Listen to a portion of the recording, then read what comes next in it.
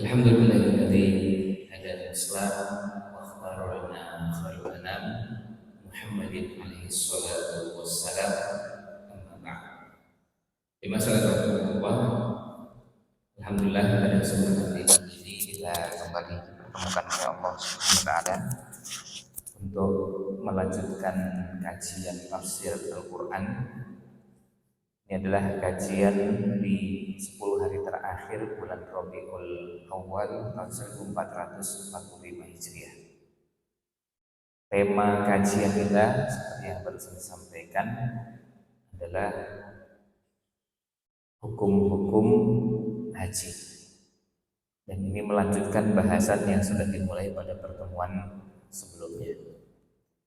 Bagi jamaah yang membawa mushaf bisa melihat mushaf yang ada di masing-masing, dan bagi yang kebetulan hadir di masjid kampus bisa lihat di layar yang ada, atau mau menggunakan perangkat juga silahkan, bisa dibuka. Kita lihat sama-sama ayatnya di surat Al-Baqarah. Yang pertemuan pada pekan lalu kita sudah mulai masuk di bahasan ayat 198, kemudian 199. Jadi pada kesempatan pagi ini kita lanjut ke ayat 200. Insyaallah kita usahakan sampai 203. Ya, kita lihat sama-sama ayatnya. Allah SWT berfirman, A'udzu billahi minasyaitonir rajim. Fa idza qadaitum manasikakum. Fa idza qadaitum manasikakum. Ini yang ada di ayat 200 surah Al-Baqarah. Fa idza, maka jika, qadaitum, kalian telah menyelesaikan, kalian telah menuntaskan, manasikakum, manasik haji kalian, di rangkaian ibadah kalian, fadzkurullaha, maka berzikirlah kalian dengan menyebut Allah, kadzikrikum, seperti kalian menyebut-nyebut, kalian membangga-banggakan abaakum, nenek moyang kalian, au asyadda dzikra, atau yang lebih banyak dari. Faminan nasi, ada di antara umat manusia, mayyaqulu, yang berdoa. Doanya Rabbana atina fid dunya hasan. Rabbana, wahai Rabb kami, atina, berikanlah kepada kami, fid dunya, di dunia, hasan. Rabbana atina fid dunya, Rabbana atina fid dunya, berikanlah kepada kami di dunia, saya berikan kepada kami kebaikan di dunia. Wa ma lahu fil akhirati min khalaq, dan tidak ada jatah atau bagian bagi mereka di akhirat kelak. Wa minhum, dan ada di antara mereka, may yaqulu, yang berdoa, Rabbana atina fid dunya hasanah wa fil akhirati hasanah wa qina adzabannar. Dan di antara umat manusia ada yang berdoa, Rabbana atina fid dunya hasanah, wahai Rabb kami, karuniakanlah kepada kami di dunia hasanah, berupa kebaikan. Wa fil akhirati hasanah, dan berdoa minta juga supaya mendapatkan kebaikan di akhirat. Wa qina adzabannar, jauhkanlah kami dari azab neraka.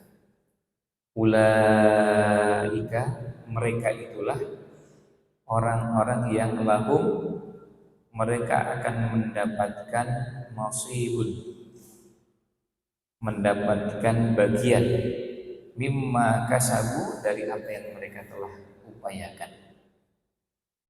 Wallahu, dan Allah sari'ul hisab, Allah sangat cepat hisab atau perhitungannya. Kemudian bahasan terakhirnya, wadkurullaha, dan ingatlah kalian, berzikirlah kalian kepada Allah, fi, pada ayyamin ma'dudat, pada beberapa hari yang berbilang, yang bisa dihitung. Faman, maka barang siapa yang ta'ajjalah, bersegera, ada ingin bersegera meninggalkan Mina, jadi hanya fi yauma, ini hanya pada 2 hari, fala isma alaihi, maka tidak ada dosa baginya. Waman ta'akhkhara, dan siapa yang memilih untuk menangguhkan, artinya meninggalkan Minanya bukan 2 hari, berarti nambah 1 hari lagi, fala isma alaihi, juga tidak ada dosa baginya. Liman ittaqa, bagi orang yang bertakwa. Wattaqullah, bertakwalah kalian kepada Allah. Wa'lamu, dan ketahuilah, annakum, sesungguhnya kalian, ilaihi, kepadanya, kepada Allah, tuhsyarun, dikumpulkan. Ketahuilah bahwa kalian akan dikumpulkan di hadapan Allah Subhanahu wa ta'ala. Ini ayat-ayat yang insya Allah kita bahas pada kesempatan pagi ini. Sekarang kita lihat sama-sama ayat yang pertama, di ayat ke-200. Di ayat ke-200 Allah SWT berfirman, فَإِذَا قَضَيْتُمْ, jika kalian telah menuntaskan, telah menyelesaikan. Qadha itu artinya sudah selesai. Maka kita juga mengenal ada sholat yang diqadha, puasa yang diqadha, itu artinya sudah selesai waktunya, kemudian dikerjakan di luar waktu yang telah ditetapkan. Maka kalau kita mendengar ada orang yang ini sedang mengqadha puasa, berarti puasanya dikerjakan di luar waktu yang telah ditetapkan. Misalnya di bulan Ramadan sakit, maka kalau puasa hari ini mengqadha puasa Ramadan. Lawan dari qadha adalah ada. Ada itu artinya mengerjakan pada waktunya. Qadha dan ada. Nah, kemudian pada ayat ini kita lihat Allah mengajarkan kepada kita, fa idza qadaitu, jika kalian telah selesai. Artinya ibadah hajinya telah dituntaskan dan rangkaiannya sudah selesai semua. Sudah selesai. Selesai itu sampai apa? Kalau haji sampai tawaf wada. Tawaf artinya ibadah dalam bentuk mengelilingi Ka'bah 7 putaran. Wada itu perpisahan. Jadi sebelum meninggalkan Ka'bah, meninggalkan Masjidil Haram, ibadah terakhirnya adalah tawaf. Setelah itu kembali ke tanah air. Nah, kemudian diajarkan kalau sudah seperti itu, manasik kalian, maksudnya manasik itu ibadah haji kalian. Manasik itu jamak dari kata mansak. Manasik itu artinya ibadah. Nah, biasanya penggunaan yang populer ini digunakan untuk haji, tidak digunakan untuk ibadah yang lain. Kita tidak mengenal istilah manasik sholat, tidak mengenal istilah manasik puasa. Jadi persoalan penggunaan, bukan soal makna ya. Kalau kata mansak artinya ibadah, tapi lebih populer digunakan untuk haji. Maka kita sekarang mendengar ada istilah, ada acara manasik haji, manasik umroh, tapi tidak kita kenal istilah manasik puasa Ramadan, manasik sholat. manasik zakat. Nah, tapi yang ada manasik haji. Mansak bentuk tunggalnya, manasik adalah bentuk jamaknya. Artinya ibadah. Manasikakum ibadah, yang dimaksud adalah ibadah haji kalian. Jika kalian telah selesai dengan rangkaian ibadah haji kalian, fadzkurullaha, maka berzikirlah kalian kepada Allah. Pada pertemuan Ahad pagi pekan lalu, di bahasan sebelumnya, yaitu di ayat ke-198, juga sudah dibahas bahwa zikir itu merupakan satu ibadah yang melekat pada banyak ibadah-ibadah lain. Baik itu di awal, di tengah, atau di akhir, atau sesudah. Misalnya, kalau kita sholat, selesai sholat ada zikir ba'da sholat. Jadi dikerjakan kapan? Sesudah sholat. Kemudian kalau selain sholat apa? Nanti ada juga ibadah-ibadah lain. Nah, kalau Jumatan kita mengenal ada di surat Al-Jumu'ah, fa idza qudiyatis shalat fantashiru fil ardi wabtaghu min fadlillahi, kemudian wadhkurullaha. Lagi-lagi disebutkan zikir. Kalau sudah selesai sholat Jumatnya, silahkan kalian bertebaran di muka bumi ini, mau mencari nafkah, kembali ke pekerjaan, tapi juga disebutkan ada zikirnya. Artinya tidak hanya sekedar orientasinya, sudah yang penting kita bekerja lalu lupa dengan zikir. Zikir tetap dikerjakan. Apakah zikirnya yang dimaksud zikir ba'da sholat atau zikir secara umum, yang jelas ada zikir setelah ibadah. Nah ini fa'idha qadaitum manasikakum fadhkurullaha, berzikirlah kalian kepada Allah kadzikrikum. Nah, kemudian sebelum lanjut, juga pada pertemuan yang lalu sudah dibahas bahwa zikir maknanya mengingat kepada Allah SWT, dan wujudnya bisa dengan beberapa cara. Kadang makna zikir itu digunakan untuk ibadah secara umum, karena ibadah adalah cara mengingat Allah SWT. Orang sholat mengingat Allah, orang puasa mengingat Allah, dan bentuk-bentuk yang lain. Ibadah secara umum. Kemudian di zikir juga bisa maknanya membaca Al-Quran. Maka ketika orang membaca Al-Quran juga sebenarnya sedang melakukan aktivitas zikir. Kemudian yang lain adalah ilmu, yang di situ di dalamnya disebutkan Al-Quran, hadis, mengingat hari akhir, itu juga bagian dari zikir. Maka majelis ilmu juga dinamakan dengan majelis zikir. Majelis ilmu juga dinamakan majelis zikir. Majelis ta'lim itu dinamakan majelis zikir, karena di situ juga mengingat Allah SWT.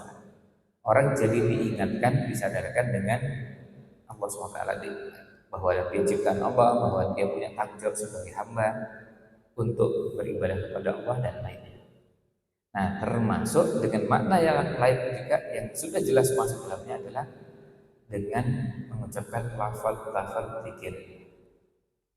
Ya, tasbih, takbir, tahmid, tahlil, basmalah, hamdalah, hauqalah. Hauqalah itu la haula wala quwata illa billah. Atau kalimat-kalimat yang semua ada itu. Itu semua namanya zikir. Maka ketika disebutkan berzikirlah kalian kepada Allah, maknanya bisa dengan makna yang umum tadi atau yang khusus, yaitu berzikir dalam bentuk bacaan-bacaan.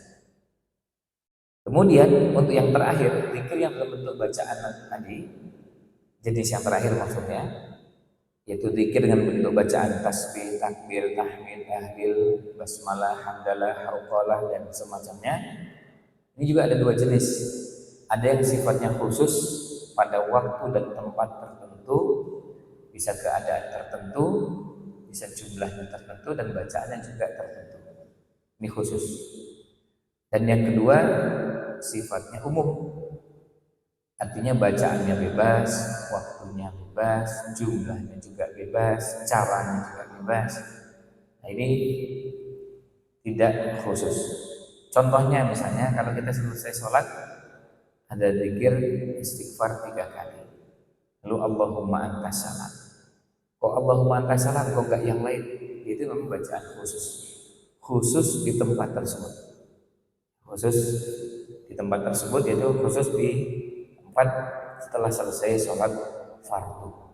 Yang tidak ada pada sholat sunnah.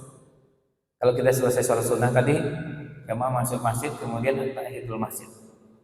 Ada zikir pada sholat tahiyatul masjid? Enggak ada. Yang ada zikir ba'da sholat fardu. Kalau zikir ba'da sholat fardu ada. Jadi misalnya setelah subuh itu ada zikirnya. Setelah zuhur ada zikirnya. Tapi kalau zikir setelah sholat tahiyatul masjid enggak ada.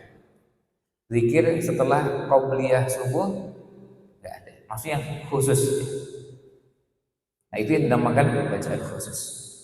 Kalau yang sekali lagi yang sifatnya umum itu bebas. Bacaannya bebas, waktunya bebas, jumlahnya bebas, caranya juga bebas. Tidak diatur dengan cara tertentu. Kemudian kita lihat lanjutannya. Fadhkurullaha, maka berzikirlah kalian kepada Allah kadzikrikum. Kadzikrikum seperti kalian berzikir. Atau maksudnya adalah mengingat. Kadzikrikum ini adalah sifat atau cara kalian berzikir. Jadi kalau kalian berzikir kepada Allah, kadzikrikum aba, seperti kalian mengingat nenek moyang kalian. Jadi silakan kalian berzikir mengingat Allah SWT dan usahakan mengingatnya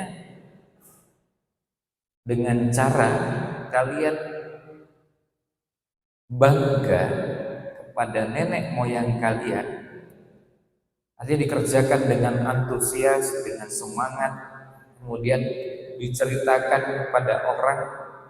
Nah, zikir kepada Allah harusnya seperti itu, au asad atau lebih. Artinya jangan sampai zikir kepada Allah lebih rendah daripada ketika menyebut nenek moyang yang disebutkan dengan antusias. Maksudnya apa? Ini dulu di kalangan masyarakat jahiliyah ada kebiasaan. Kebiasaan kalau sudah kebiasaan ini kalau sudah ketemu ya satu dengan yang lainnya, maka mereka biasa membanggakan keturunannya, membanggakan nasabnya. Dan ini salah satu kelebihan yang dimiliki bangsa Arab itu kan nasab. Mereka punya nasab yang tetap dijaga. Nah, tetapi masalahnya ada sebagian yang lalu membanggakan nasabnya, akhirnya merendahkan nasab yang lain. Itu keturunan siapa? Saya keturunan. Nah, itu ditunjukkan kebanggaan terhadap nasabnya dan itu disebutkan dengan antusias. Nah, kalau kita berzikir kepada Allah harusnya antusias kita minimal sama seperti itu. Dan idealnya asyad lebih. Ya, lebih dari itu. Masa bangga dengan nasab saja sampai begitu semangat menceritakan kepada orang. Setiap kali ketemu orang ingin menunjukkan nasabnya. Setiap kali ketemu orang ingin menunjukkan dan menceritakan siapa saya, siapa bapak saya, siapa kakek dan mbah saya, nenek moyang saya itu siapa. Semangat luar biasa untuk menunjukkan itu. Nah, jangan sampai pada saat kita berzikir kepada Allah kita nggak antusias. Kita menyebut tapi tidak dengan penghayatan. Makanya Thahir Ibnu Asyur dalam tafsirnya kadzikrikum aba'akum, kata beliau inilah sifat zikirnya. Cara zikirnya itu dikerjakan seperti itu. Maksudnya cara mengerjakannya bukan dengan asal mengucapkan. Maaf, kalau kita dapati sebagian orang ketika mengucapkan zikir kan ada yang mengucapkannya tidak dengan penghayatan. Menyebut misalnya takbir Allahu Akbar. Takbir itu kan mengagungkan Allah. Dan meyakini bahwa Allah adalah satu-satunya zat yang akbar. yang paling besar. Tidak ada yang setara, apalagi lebih besar. Sama dengan Allah saja nggak ada. Mendekati nggak ada. Apalagi yang lebih dari itu. Nah, tetapi kita mendapati ada yang takbir, mengucapkan takbir Allahu Akbar, tapi tidak ada penghayatan, tidak ada sikap mengagungkan. Takbir tapi tidak ada perasaan bahwa Allah itu Maha Besar. Sehingga bentuknya akhirnya kadang-kadang bertakbir tapi tidak merasa bahwa Allah satu-satunya zat yang paling besar yang dijadikan tujuan ibadah kalau meminta hanya kepada Allah dan tidak kepada yang lain. Nah, takbir yang kehilangan maknanya. Akhirnya mengucapkan tetapi hanya sekedar ucapan di lisan, tidak dihadirkan dalam pikiran dan hati. Bahkan naudzubillah ada yang sekedar ngejar target jumlah. Akhirnya mengucapkan Allahu Akbar itu sekedar diucapkan di lisan dan jumlahnya banyak. Itu berapa takbirnya? Saya sudah 1000. Bangganya bangga dengan jumlah target 1000-nya. Meskipun kita semua sepakat bahwa yang banyak itu bagus, tetapi bukan itu target utamanya. Target utamanya adalah sikap mengagungkan Allah SWT. Karena kalau kemudian kita ucapkan takbir sebanyak-banyaknya, tapi tidak ada sikap itu, lalu apa fungsinya takbir tadi? Ya maaf, kalau seperti itu, sebagian ulama mengatakan itu kan sama seperti kalau kita melatih burung beo. Kan ada burung yang bisa dilatih dan suruh mengucapkan takbir Allahu Akbar bisa, dan bahkan bisa lebih banyak. Ada yang bisa dilatih dengan Bismillah, Allahu Akbar, Alhamdulillah, Assalamualaikum. Kadang burung yang bisa dilatih begitu. Begitu kita datang langsung Assalamualaikum. Dan datang lagi Assalamualaikum lagi. Tapi apakah burung itu ngerti Assalamualaikum itu apa? Enggak ngerti sama sekali. Burungnya bisa dilatih mengucapkan Assalamualaikum, Allahu Akbar, Subhanallah. Tapi di burung beo dan semacamnya yang namanya Bismillah, Allahu Akbar, Astagfirullah, Subhanallah sama semua. Artinya sama-sama sekedar ucapan dan itu diulang-ulang. Nah, jadi jangan sampai zikirnya, sifat zikirnya, zikir yang sekedar asal mengejar target jumlah, bahwa kita menyebutkan dalam jumlah yang banyak. Kadzikrikum aba'akum au asyadda dzikra, kata Thahir bin Asyur, inilah sifat zikirnya. Cara mengingatnya, cara menyebutnya seperti kalian menceritakan tentang nenek moyang kalian. Jadi jangan kalau zikir kemudian sekedar mengejar target dari sisi jumlah, sampai akhirnya cara pengucapannya sudah kehilangan maknanya. Misalnya subhanallah.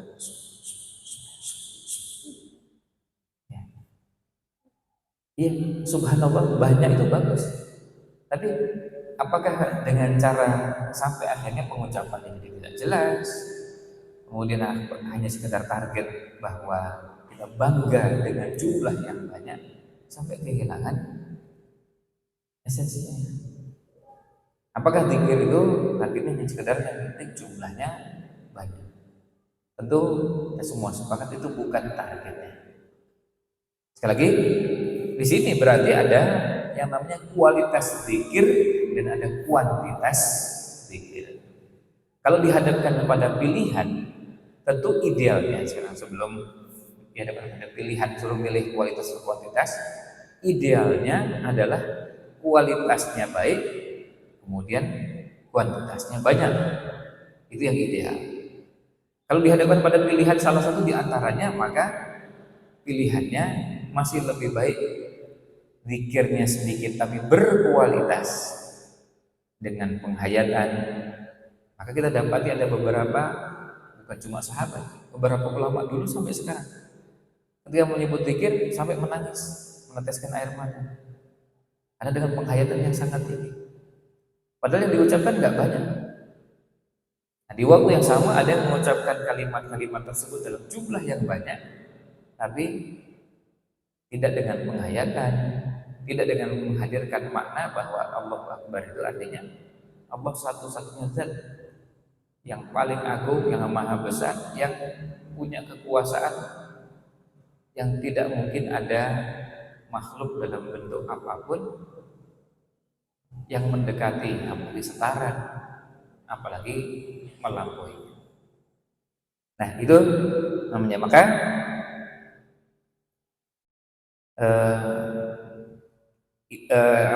kadzikrikum aba'akum itu artinya sifat ketika menyebutkan zikir kepada Allah Subhanahu wa taala.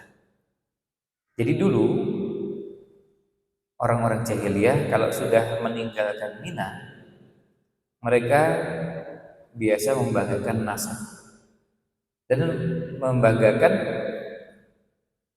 masa lalu, sejarah bahwa kami dulu begini, kami dulu. Jadi yang disebutkan selain nasab juga sejarah masa lalu mereka. Dan mereka melakukan itu di mana? Mereka kemudian berhenti di Masjid Khaif. Jadi kalau di Mina itu ada masjid yang sampai sekarang masjidnya ada, dan kalau sekarang sudah diperluas besar, namanya Masjid Khaif. Di situ mereka membanggakan apa yang sudah dilakukan di masa lalu. Imam Ibnu Jarir At-Tabari menyebutkan riwayat dari As-Suddi bahwa dulu ada orang yang membanggakan dengan mengatakan begini, Allahumma inna abi kana azimul qubbah, azimul jafnah, katsiral ma', fa'atini mithla ma a'taita. Jadi ceritakan, ya Allah, dulu bapak saya punya kedudukan yang tinggi, kemudian punya status sosial yang terhormat, punya harta yang banyak. Maka ya Allah, tolong berikan saya seperti yang diberikan kepada bapak saya. Ingin mendapatkan seperti yang didapatkan oleh bapaknya. Nah, yang diceritakan apa? Bapaknya. Dan bisa bapak itu maksudnya bapaknya langsung, atau tidak bisa kakeknya dan nenek moyang. Dulu mbah saya itu penguasa, misalnya kalau sekarang di negeri kita, ini tuan tanahnya bukan lagi puluhan hektar, ratusan hektar. Kemudian punya ini, punya itu. Lalu berdoanya, ya Allah, tolong memberikan kepada saya seperti yang pernah diberikan, ya pernah kau berikan kepada bapak saya atau kakek saya. Nah, kata Ibnu Ashur dalam tafsirnya At-Tahrir wa Tanwir, yang dimaksud sini kadzikrikum aba'akum au asyadda dzikra, itu dari sisi pertama jumlahnya, banyak menyebut itu. Karena apa? Karena dulu mereka bangga, dulu sering menyebutkan. Dan yang kedua, mengulang-ulangnya. Jadi yang pertama jumlah banyaknya, dan yang kedua diulang-ulang. Jadi ulang-ulang. Kemudian diulang-ulang itu sampai akhirnya apa? Sampai itu yang banyak mengisi waktu mereka. Waktunya paling banyak diisi dengan apa? Menceritakan itu. Maka kita juga sama dituntunkan dalam syariat ini. Kalau berpikir, sebisa mungkin kita berpikir kepada Allah SWT dalam jumlah yang banyak, diulang-ulang sampai akhirnya mengisi sebagian besar waktu kita. Tidak bisa semuanya, ya pasti. Karena ada kegiatan yang lain. Tetapi sebisa mungkin yang mengisi kehidupan kita. Dan alhamdulillah syariat kita ini mendukung kita tuh banyak berpikir. Kita mau masuk kamar mandi aja ada doanya. Keluar di kamar mandi ada juga doanya. Lalu keluar dari kamar mandi misalnya kita mau ganti pakaian, melepas pakaian, ada doanya. Pakai pakaian yang baru, ada doanya. Lalu dan begitu seterusnya. Jadi seperti nggak pernah ada habisnya. Karena apa? Karena syariat ini memang mengajarkan kepada kita untuk banyak mengingat Allah Subhanahu wa taala. Nah, itu yang dinamakan kadzikrikum aba'akum au asyadda dzikra. Nah, di sini kemudian disebutkan au asyadda dzikra. Au itu biasanya bermakna pilihan. Ya, bermakna pilihan. Tetapi juga bisa bermakna pilihan yang menunjukkan tadarruj, yang menunjukkan tahapan ilal a'la, kepada yang lebih tinggi. Jadi gini, silakan kalian berzikir. Kalau dulu kalian mengingat dan menyebut-nyebut nenek moyang kalian di masa lalu, maka di ayat ini diingatkan, berzikirlah kalian kepada Allah seperti kalian dulu menyebut-nyebut, membangga-banggakan nenek moyang kalian, atau berarti maknanya bahkan lebih dari itu. Dan yang menarik di sini disebutkan au asyadda, bukan au aksara. Bukan aksar, lebih banyak, tapi asyad. Kenapa? Karena yang ditonjolkan bukan sekedar jumlah, oh ini lebih banyak. Kalau dulu 10 kali, sekarang 15 kali. Bukan cuma itu. Asyad juga bisa maknanya kualitas, bukan kuantitas. Maka lafaz yang digunakan adalah asyad dan bukan aksar. Meskipun kata asyad juga di sini bisa bermakna banyak, tapi berbeda kalau yang digunakan kata yang digunakan adalah aksar. Tapi yang disebutkan di sini adalah asyad, yang artinya lebih, bukan cuma kuantitasnya tapi kualitasnya. Nah, kemudian ketika disebutkan kadzikrikum seperti ini untuk menunjukkan bahwa Allah adalah zat yang jauh lebih layak untuk kalian sebut-sebut, kalian ingat-ingat, ketimbang kalian menyebut nenek moyang kalian.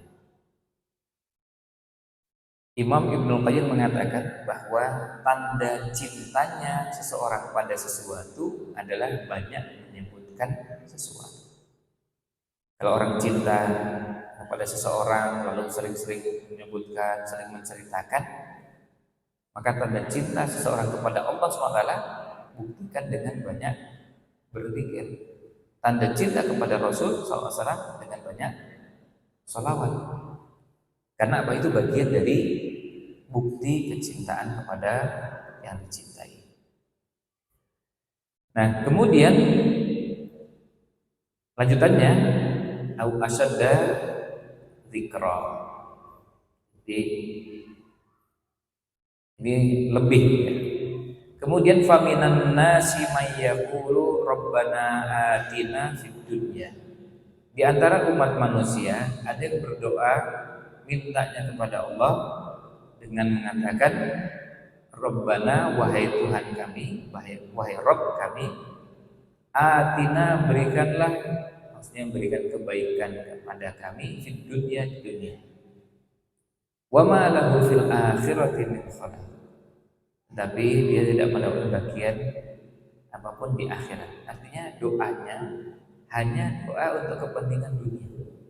Nah, ini juga sekaligus mengingatkan kepada kita bahwa kalau kita mengingat Allah Subhanahu wa taala, kita berdoa, kita dibenarkan dan dibolehkan berdoa minta kepada Allah untuk urusan dunia kita.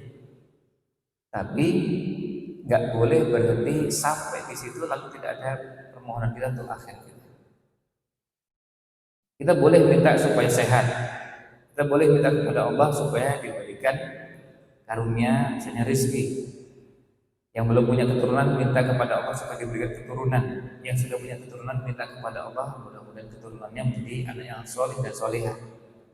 Kemudian minta lagi supaya makanan yang kita konsumsi bisa kita nikmati, rasa pedas, manis, asin dan seterusnya bisa kita nikmati. Itu boleh kita minta. Untuk hal-hal yang sifatnya duniawi boleh.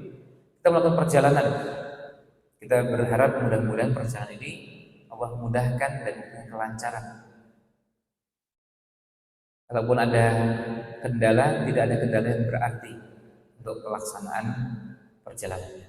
Itu boleh kita minta kepada Allah SWT dengan permohonan seperti itu. Tapi tidak boleh berhenti sampai di situ. lalu tidak pernah minta untuk urusan akhirat kita. Tidak pernah minta untuk urusan akhirat kita. Minta kebersihan hati, minta hati yang tumaknina, minta supaya dijauhkan dari prasangka-prasangka buruk, minta supaya diberikan kedudukan yang paling tinggi di surga kelak, minta mendapat surga Firdausul A'la, minta untuk semua yang berhubungan dengan akhirat. Nah, ini kemudian diingatkan. Jadi di antara umat manusia ada yang berdoa minta kepada Allah hanya atina fid dunya, minta kebaikan di dunia, tapi tidak pernah minta kebaikan untuk di akhirat. Maka dengan ayat ini diingatkan supaya jangan melupakan bagian yang kedua. Selanjutnya di ayat berikutnya ayat 201, wa minhum, dan ada yang lain, ada orang dari antara umat manusia may yaqulu, yang berdoa, doanya kepada Allah, Rabbana atina fid dunya hasanah wa fil akhirati hasanah wa qina adzabannar. Ini adalah doa yang sangat populer yang sering kita dengarkan, bahkan mungkin juga sering baca, yang boleh digunakan untuk doa di banyak kesempatan dan doanya sifatnya umum. Termasuk kalau ada yang mau menggunakan doa ini ketika sujud, ini tidak dikategorikan membaca Al-Quran karena tidak mengambil bagian pertamanya, wa minhum may yaqulu. Kalau baca Quran disertakan wa minhum may yaqulu baru rabbana atina. Ketika diambil potongannya, berarti yang diambil hanya doanya saja. Bagian doanya yaitu rabbana atina fid dunya hasanah wa fil akhirati hasanah wa qina adzabannar. Nah, kemudian dalam doa ini kita juga dapati melengkapi apa yang disebutkan di ayat sebelumnya, yaitu 200, yang hanya menyebutkan minta kebaikan di dunia tapi tidak meminta kebaikan di akhirat. Di ayat ini diajarkan wa minhum may yaqulu rabbana atina fid dunya hasanah, tapi juga fil akhirati hasanah. Minta kebaikan di dunia dan juga minta kebaikan di akhirat. Dan lafaz yang digunakan ini sekaligus menjadi pelajaran bagi kita. Ada lafaz-lafaz yang diajarkan Quran, diajarkan dalam hadis, dan itu lebih layak untuk kita pilih, kita gunakan ketimbang lafaz yang lain. Karena begini, lafaz yang di Quran dan di hadis itu sudah lafaz yang terbaik. Misalnya Rabbana atina fid dunya hasanah, kita minta diberikan kebaikan di dunia. Kebaikan apa? Kata yang digunakan hasanah, kebaikan. Dan bentuknya nakirah tanpa alif lam, hasanatan, bukan al-hasanatan. Itu artinya semua bentuk kebaikan, apapun bentuk kebaikan. Gak usah didetailkan, biar Allah SWT yang Maha tahu paling maslahat untuk kita yang mana, sudah kita minta. Pokoknya minta kebaikan dunia. Bentuknya apa, turunnya kapan, jumlahnya berapa banyak, dan detail-detail lainnya serahkan pada Allah SWT. Karena bisa jadi kita tidak tahu apa yang menjadi hasanah untuk kita. Hasanah. Sama juga dengan wafil akhirati hasanah. Dalam bab tentang doa ada yang namanya i'tidal. Ada yang namanya melampaui batas dalam berdoa. Innallaha la yuhibbul mu'tadin. Allah tidak menyukai hamba yang melampaui batas. Di antara bentuk melampaui batas adalah dalam berdoa. Berdoa minta kepada Allah, tapi doanya berlebih-lebihan. Misalnya apa? Dalam beberapa hal mendetailkan permohonannya. Padahal Al-Quran mengajarkan kepada kita tidak usah didetailkan. Contohnya misalnya kita minta kepada Allah mendapatkan surga. Kita diajarkan minta surga yang tertinggi, yang terbaik.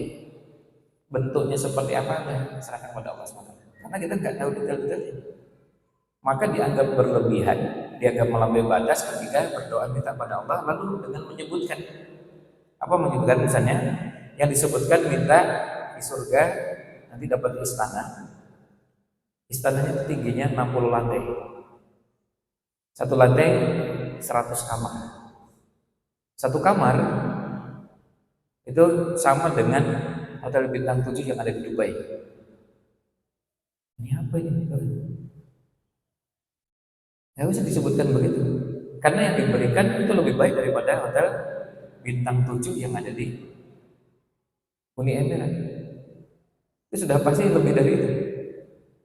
Sementara ini yang memang ada di benak kita atau benak sebagian orang itu dianggap yang terbaik.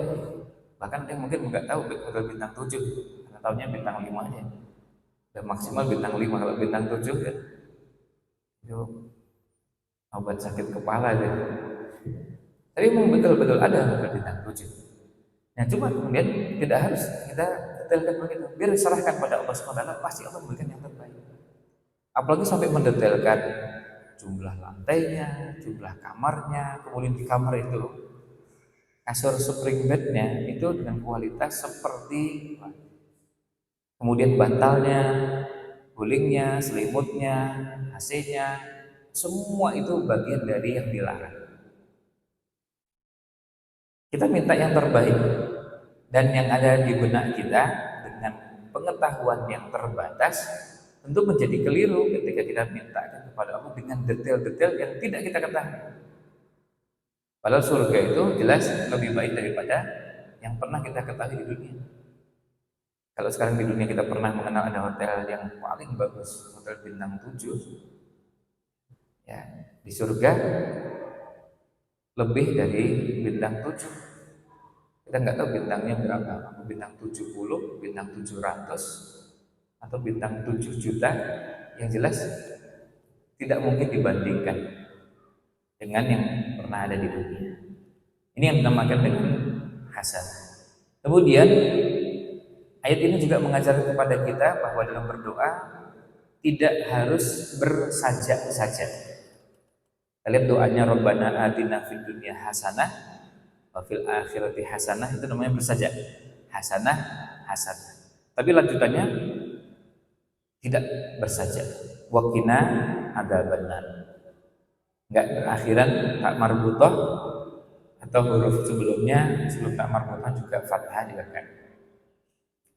Jadi kalau berdoa nggak usah dipaksakan, mencari kalimat yang bersajak supaya enak terdengar. Kalau memang tidak hafal, ya berdoa dengan bahasa meskipun terbata-bata sekalipun, atau struktur kalimatnya nggak terlalu indah, tapi itu keluar dari lubuk hati yang terdalam dengan penghayatan yang sangat tinggi, keikhlasan, kesungguhan, jauh lebih baik daripada kita sibuk menghafal dengan redaksi yang kadang susah untuk dihafal. Semuanya berakhiran i, atau sebutannya berakhiran m dan i. Ya Allah, ya Tuhan kami, ampunilah dosa kami, dan semuanya akhirnya mimi. Nah, apakah harus begitu? Tidak usah. Kalau memang kebetulan ada orang yang punya kemampuan bahasa yang baik dan itu spontan, tidak ada masalah, biar aja. Karena ada sebagian orang memang bahasanya bagus. Tetapi kalau ada orang yang kemampuan bahasanya biasa-biasa, apa harus dipaksa begitu? Ya nggak usah.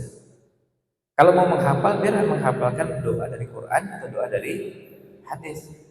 Contoh doa dari Quran seperti yang ada di ayat ini, Rabbana atina fid dunya hasanah wa fil akhirati hasanah. Tapi lanjutannya enggak lagi nah lagi. Tapi wa qina adzabannar. Kan enggak bersaja ya. Atau misalnya ada doa yang lain yang sebagian kalimatnya bersajak tapi bagian ujungnya tidak bersajak. Apapun bentuknya, kalau doa di Quran dan doa di hadis adalah doa terbaik. Maka kalau dihafal, silakan menghafal doa-doa dari Quran dan hadis tanpa harus memaksakan untuk bersajak. Lanjutannya di ayat 102, ulaika lahum nasibum mimma kasabu. Ulaika, mereka itulah, di lafaz ini untuk memberikan penegasan. Mereka adalah yaitu yang barusan disebutkan, lahum bagi mereka nasibun mendapatkan bagian. Nasibun mendapatkan bagian. Nasib ini dari bahasa Arab, lalu kemudian dari bahasa Indonesia nasib. Nah, ini nasibnya. Nasib itu artinya dengan bahasa Arab nasib pakai shad. Kita semua ketahui kata serapan dari bahasa Arab ke bahasa Indonesia itu ada yang mengalami penyesuaian dari sisi pengucapannya. Karena sebagian susah diucapkan oleh orang-orang di negeri kita ini. Seperti kalau kita menyebut nasib, kan susah. Wah, ini nasibnya. Nah, ini yang kemudian diucapkan nasib. Meskipun kalau di bahasa Arab nasib dengan nasib kan beda. Shad dengan sin beda maknanya. Ya, tapi yang dimaksud nasib dalam bahasa saya nasibun ini dalam bahasa Arab. Sama seperti kalau kita mengucapkan huruf kha, huruf ain, huruf qaf, ada beberapa huruf yang susah diucapkan. Susah itu bukan berarti tidak bisa. Ya, masyarakat kita tidak terbiasa dengan cara seperti itu. Itu berkaitan dengan kata serapannya. Untuk pembahasan nanti perlu dibahas terpisah. Karena beberapa yang sudah tulisannya benar pun kalau diucapkan sesuai dengan tulisan itu kadang-kadang dianggap aneh oleh masyarakat kita. Misalnya, coba lihat nama kampus, nama sekolah. Misalnya Universitas Muhammadiyah Yogyakarta. Kalau orang menyebutnya Universitas Muhammadiyah, itu dirasa aneh. Padahal memang tulisannya M-nya kan double. Dan huruf Arabnya pun dengan tasydid di mim-nya. Tapi orang kita nggak terbiasa itu menyebutnya Universitas Muhammadiyah. Kalau ada yang menyebut Universitas Muhammad, itu sebagian langsung tersenyum ketawa. Padahal betul itu. M-nya double, tulisan Arab juga mim-nya tasydid. Tapi diucapkan dengan tasydid begitu malah dirasa aneh. Ya, kemudian mereka itulah orang-orang yang akan mendapatkan bagian mimma kasabu dari apa yang mereka telah upayakan. Wallahu sari'ul hisab, dan Allah sari'ul hisab, sangat cepat perhitungan atau hisab. Nah, yang dimaksud ulaika di ayat ini adalah yang terdekat. Perhatikan ayat 200, 201, ini lihat 202. Ketika menyebut ulaika itu yang mana? Yang di 200 atau 201? Kaidah yang umum di kalangan ahli nahwu bahwa kalau menyebutkan itu adalah yang terdekat.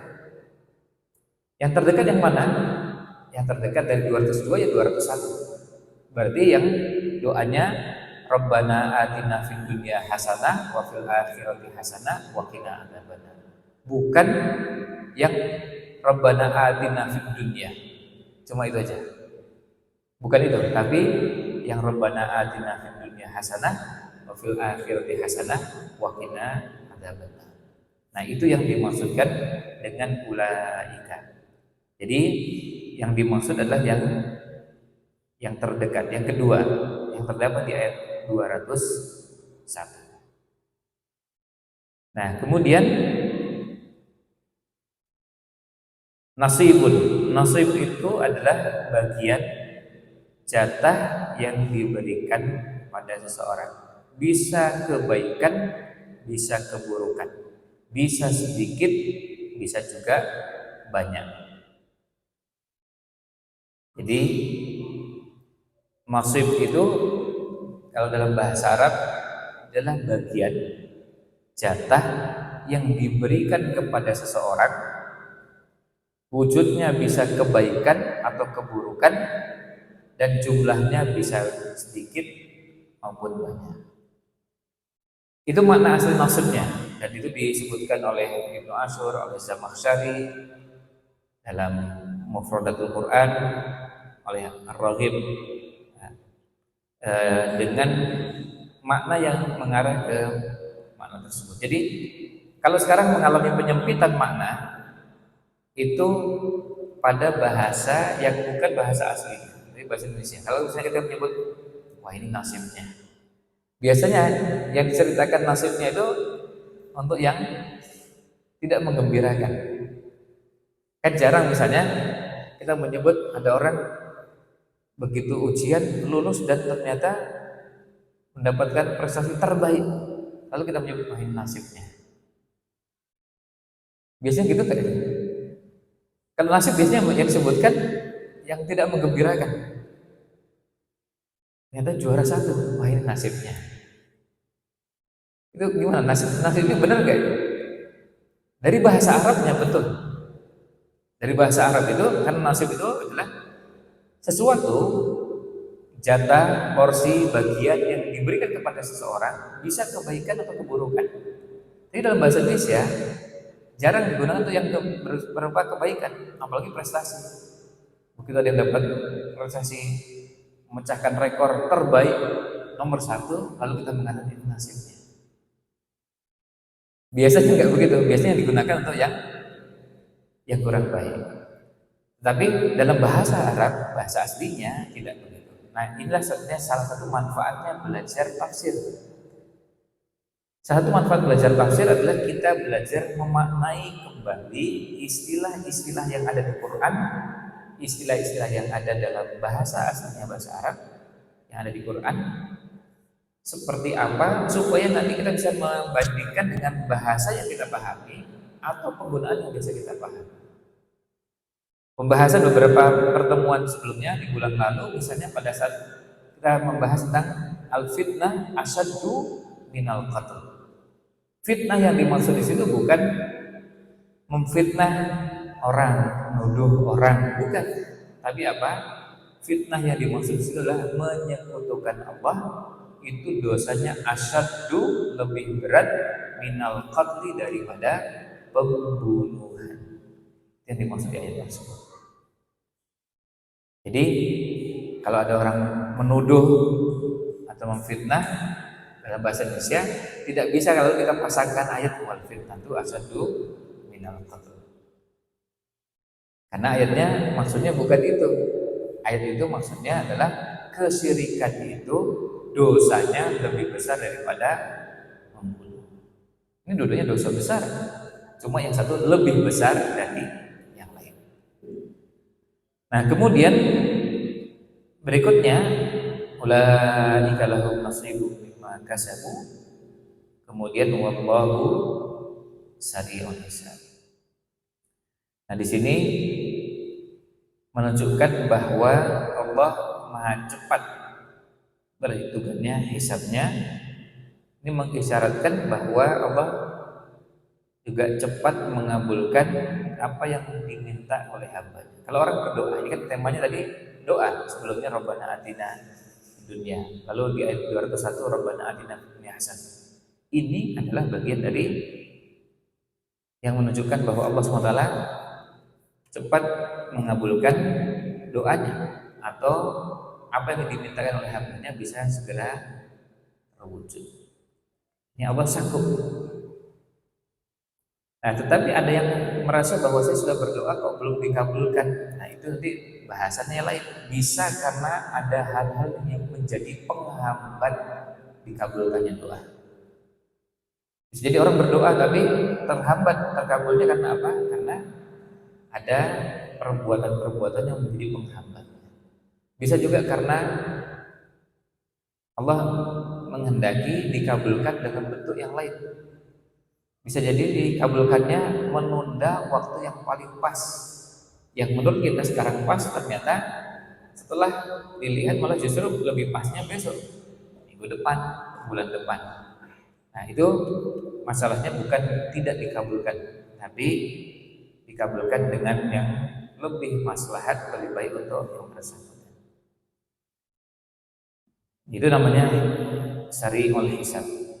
Artinya Allah SWT sanggup mengabulkan doanya hamba dan bisa sangat cepat. Nah, kemudian kalau Allah sari'ul hisab, itu menjadi keyakinan kita bahwa Allah bukan hanya pasti sanggup mengabulkan doa, tapi Allah juga sanggup mengabulkan dengan cepat. Maka kalau kita berdoa kepada Allah Subhanahu wa taala, kita minta kepada Allah dengan memenuhi semua syarat terkabulnya doa, dengan menghilangkan semua penghalang terkabulnya doa. Nah, setelah itu minta kepada Allah, berharap mudah-mudahan Allah mengabulkan di waktu dan keadaan yang paling baik dan maslahat untuk kita. Nah, itu dari sisi kita yang berdoa. Kemudian kalau bicara tentang yang didoakan, karena Allah sari'ul hisab, yang harus diwaspadai adalah jangan sampai melakukan kezaliman. Karena doanya orang yang dizalimi tidak ada hijab, tidak ada pembatas, tidak ada penghalang antara doa orang yang dizalimi dengan Allah Subhanahu wa taala. Sementara Allah sari'ul hisab, maka bisa jadi doanya orang ini baru berdoa langsung minta kepada Allah, Allah langsung kabulkan.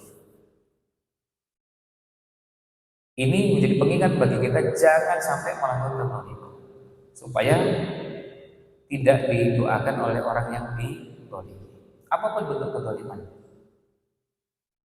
apapun bentuk kezalimannya. Nah, ada beberapa cerita di zaman dulu dan cerita di zaman sekarang yang menunjukkan bagaimana Allah mengabulkan doa-doanya orang yang dizalimi dan disegerakan. Kemudian makna sari itu disegerakan itu jangan dibayangkan maksudnya 1 kali 24 jam, jangan begitu. Ini pemahaman yang sempit ketika kita memaknai disegerakan. Karena apa? Bisa jadi segera itu 1 minggu, 1 bulan. Karena apa? Karena ini yang tepat momentumnya. Belum tentu tepat sekarang, tepatnya besok. Itu masih masuk dalam makna sari'ul hisab, cepat dikabulkan. Nah, ada cerita. Ini ceritanya disebutkan oleh Umar Al-Muqbil. Dulu ceritanya ada seorang ibu dosen di sebuah kampus. Nah, ibu dosen ini setelah menikah yang kedua kemudian dicerai, jadi sudah dicerai 2 kali. Lalu dia tertarik dengan seorang laki-laki yang masih kerabatnya,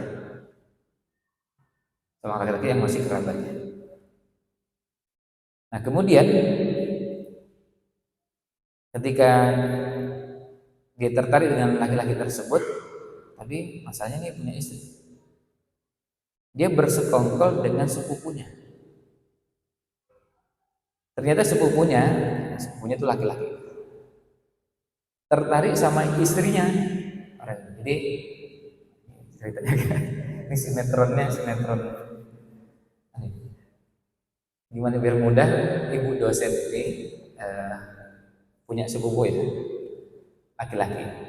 Ibu dosen ini tertarik sama laki-laki yang masih kerabatnya. Sepupunya ini tertarik pada istrinya laki-laki. Jadi suami istri ini sebetulnya hidupnya hidup damai dan bahagia. Untuk yang nampak terlihat secara diri, nggak ada masalah. Nah, 2 orang ini, bu dosen dengan sepupunya ini merencanakan kejahatan. Apa rencana kejahatannya? Merusak rumah tangga orang ini supaya pisah.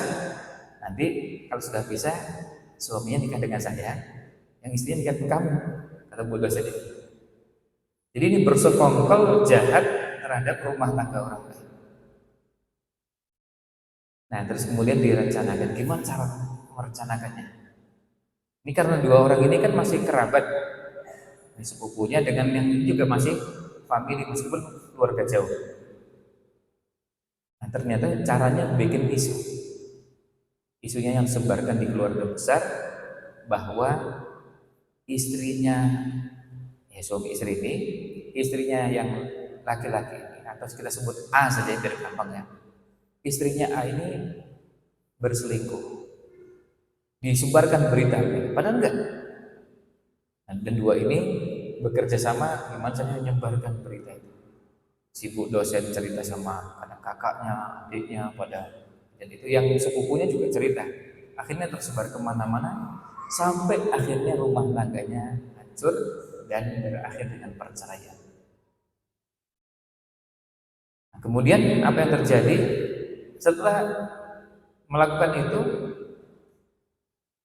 Dan ini dua orang ini nggak tahu siapa yang melakukan, tapi akhirnya berakhir dengan perceraian. Tapi Allah takdirkan, ya Allah takdirkan, kemudian istrinya A ini kemudian setelah cerai menikah dengan laki-laki. Kata ibu ini, menikah lagi dengan laki-laki, bukan dengan sepupunya yang tadi merencanakan, tapi dengan laki-laki lain. Malah justru punya jabatan dan punya kekayaan yang lebih baik daripada yang sebelumnya. Kan bikin sakit hati. Kemudian laki-laki ini menikah dengan wanita lain, bukan dengan saya, kata bu dosen. Jadi akhirnya dia rugi, udah merusak rumah tangga dan itu dosa besar. Kemudian dua-duanya nggak dapat. Tapi yang lanjutannya adalah kemudian kedua-duanya meninggal dalam kondisi mengenaskan. Yang satu meninggalnya kesetrum dan terbakar, yang satu lagi kanker darah. Jadi lalu diceritakan. Nah, itu pada saat kejadian itu kan bisa jadi dua suami istri ini prosesnya tidak ada masalah, tapi kemudian dengan isu yang begitu kuat ada doa-doa yang dipanjatkan dan kemudian akibatnya terkena kepada yang menyebarkan. Kisah yang kedua adalah namanya Hamad. Ini dia siswa di SMA dan dia pengguna narkoba. Terus suatu hari dia itu bertengkar dengan temannya yang sekelas dan berprestasi. Lalu dia sakit hati, gimana caranya ingin merusak masa depan orang. Akhirnya dia ngambil beberapa lembar ganja, kemudian dimasukkan ke tasnya teman yang berprestasi. Kemudian dia minta temannya yang lain yang sama-sama biasa menggunakan narkoba menghubungi polisi dan memberitahu bahwa di sekolah kita, sekolah ini ada pengedar narkoba. Jadi bersekongkol, yang satu masukkan, yang satu lagi menghubungi polisi. Gak lama berselang polisi datang, masuk dan memeriksa. Dan betapa kagetnya memeriksa, begitu diperiksa di tas ketemu ada ganja. Akhirnya yang bersangkutan ditangkap dan masuk penjara. Nah, kemudian apa yang terjadi setelah itu? Hamad ini yang tadi menyebarkan fitnah dan kemudian masukkan ganja mengalami kecelakaan sampai tangan kanannya putus. Sudah itu perjalanan lagi, kecelakaan lagi sampai akhirnya dua kakinya nggak bisa jalan untuk berjalan dan hanya berjalan dengan menggunakan kursi roda. Akhirnya dia datang minta maaf kepada temannya yang dia fitnah. Ketika dia datang, apa kata temannya? Saya belum bisa maafkan. Dan sejak memfitnah saya melakukan ini, tiap hari saya doakan. Tiap hari saya berdoa kepada Allah agar Allah memberikan balasan kepada yang menyebarkan fitnah ini. Nah, ini bagian yang sebenarnya paling menakutkan dari kezaliman. Kalau orang yang berdoa minta kepada Allah, lalu Allah sarimul hisab, Allah kabulkan. Dan Nabi SAW mengingatkan kepada kita, termasuk orang-orang yang lemah, itu termasuk orang-orang yang harus dilindungi dan jangan sampai dizalimi. Apapun bentuknya, karena apa? Mereka lebih berpeluang doanya dikabulkan karena apa? Karena kebersihan hatinya, karena polosnya mereka. Jadi tidak ada tendensi apa-apa. Maka ini jadi pengingat untuk siapapun. Jangan sampai hanya karena kita melihat ini kan cuma wong cilik didolimi, nggak bisa apa-apa, nggak punya akses ke kekuasaan, nggak punya akses ke ini dan itu, maka mereka bisa diperlakukan apapun. Tapi kan kalau mereka melangitkan terus doa-doa mereka, bisa membuat sengsara, bisa membuat orang yang mendolimi matinya susah. Maka ini yang jadi pengingat untuk semua kita dari sisi yang didoakan. Kalau yang pertama itu dari sisi yang mendoakan. Ini wallahu sari'ul hisab. Yang terakhir firman Allah SWT, wadzukurullaha fi ayyamin ma'dudat. Dan berzikirlah kalian kepada Allah. Ini ayat 203. Berzikirlah kalian kepada Allah pada hari-hari yang berbilang, yang bisa dihitung jumlahnya. Yang dimaksud di sini wadzukurullaha fi ayyamin ma'dudat, tafsirannya ada beberapa. Ada yang mengatakan ayyam ma'dudat adalah hari-hari Mina, dan ini yang paling banyak dipilih, yaitu 3 hari, tanggal 10, 11, 12. Maaf, 11, 12, 13. Jadi setelah hari Nahar dia dinamakan ayyam Mina. Jadi istilah-istilah dalam haji itu hari-harinya, tanggal 8 hari Tarwiyah, tanggal 9 hari Arafah, tanggal 10 hari Nahar atau Idul Adha.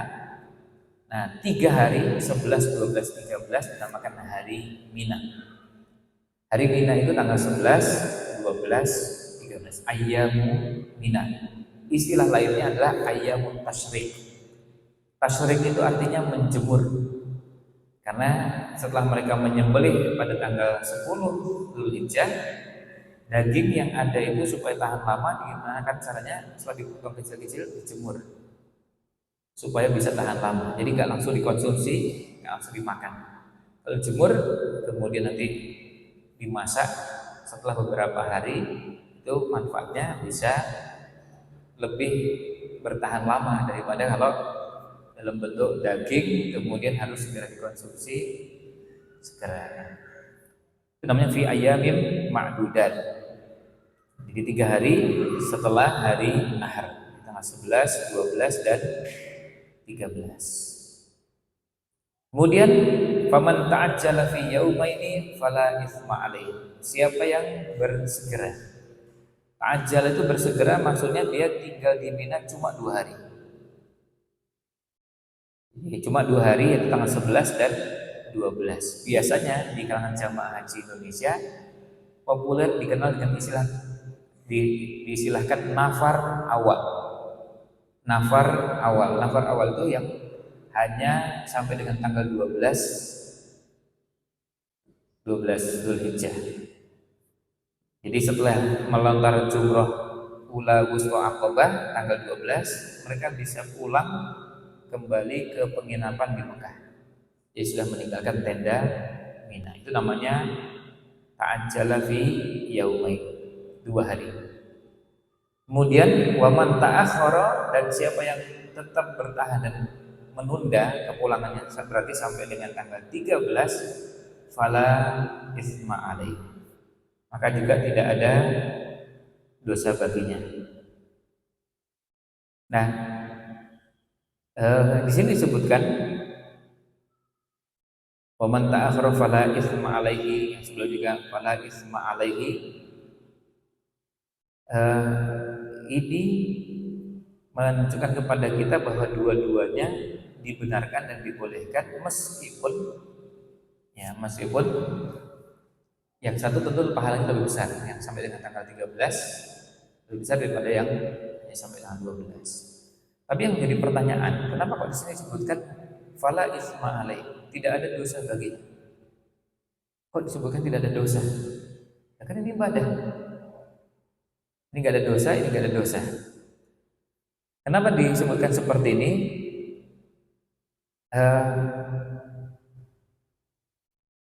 Karena di zaman jahiliyah ada keyakinan sebagian masyarakat jahiliyah Dan mereka ada dua kelompok. Ada yang membolehkan sampai dengan tanggal 12 lalu pulang, dan ada yang tidak membolehkan.